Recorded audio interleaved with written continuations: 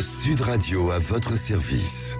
Avec Fiducial, une offre globale de services proches des entreprises. Et on va parler immobilier ce matin avec Brice Cardi. Bonjour, bienvenue. Bonjour. Vous êtes président de l'Adresse, qui est un réseau immobilier. C'est un réseau immobilier, mais sous forme d'une coopérative, donc sans actionnaire.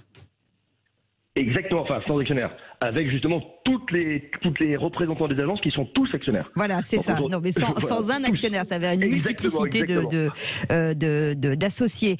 Comment ça s'organise? Est-ce que chaque associé peut avoir apporté sa pierre à l'édifice?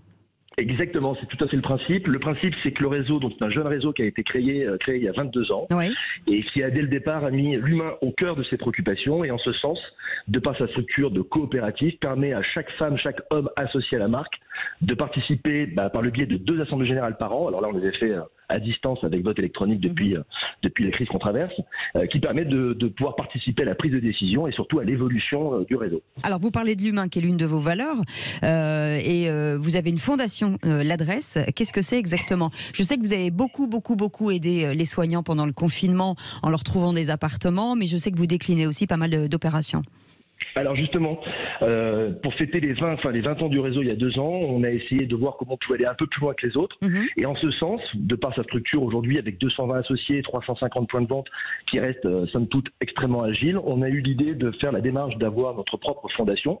Donc on a fait toutes les enquêtes d'usage et donc on est le seul réseau aujourd'hui à être doté d'une fondation sous égide de la Fondation de France.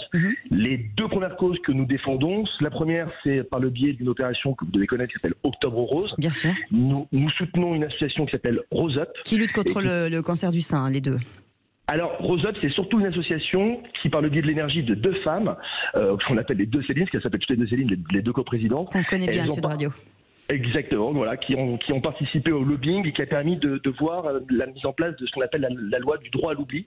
Alors, pour celles et ceux qui nous écoutent, pour être plus clair, c'est une loi qui permet malheureusement à celles et ceux qui sont touchés par ces maladies graves et longues de pouvoir toutefois recourir à une assurance qui est une étape incontournable pour pouvoir avoir l'octroi d'un prêt quand on souhaite Oui, acheter. parce que c'est toujours difficile quand on a eu un cancer, effectivement, c'est toujours très compliqué d'avoir un prêt et le droit à l'oubli vous permet justement d'avoir accès sans qu'on parle de votre maladie, même si vous êtes en rémission.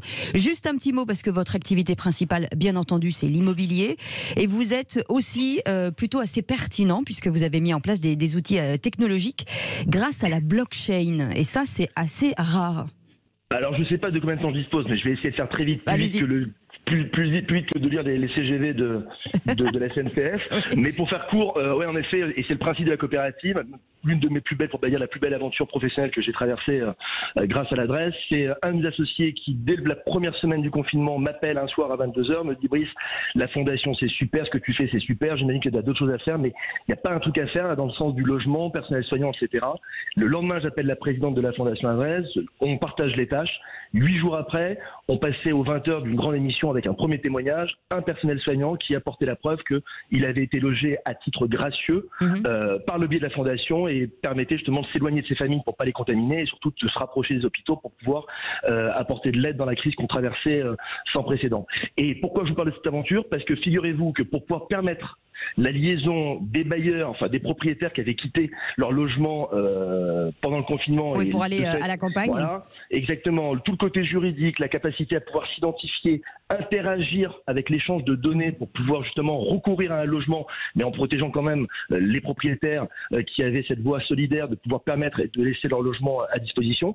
Eh bien, on a mis des choses en place et puis d'un coup, je pose une question parce qu'en effet, dans notre arbitrage, on a eu l'idée il y a 3 ans d'avoir 5 codeurs développeurs au sein même du réseau pour pouvoir développer des technologies et être complètement autonome sur tout ce qu'on doit apporter à nos clients sur la partie digitale. Et tout d'un coup, aujourd'hui, mais comment font le personnel soignant pour pouvoir revenir sur leur espace, compléter leurs données, apporter la preuve qu'ils sont bien... Et là, les codeurs me montrent la chose, etc. Mais je ne comprends pas, ils ne se loguent pas, il n'y a pas de login, il n'y a pas de mot de passe. Et c'est là que les types m'expliquent, non, il y a une espèce de ce qu'on appelle une clé. Donc j'ai dit la clé, c'est quoi? C'est le token. Je dis OK, token, clé.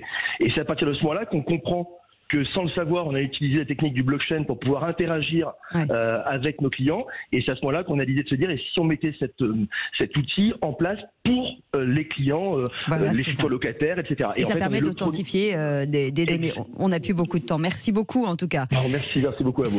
C'était passionnant et puis bravo pour ce que vous faites, pour votre engagement, c'est magnifique. Brice Cardy était avec nous, président de l'Adresse. C'est un réseau immobilier et qui a un cœur. Restez avec nous, il est 6h57.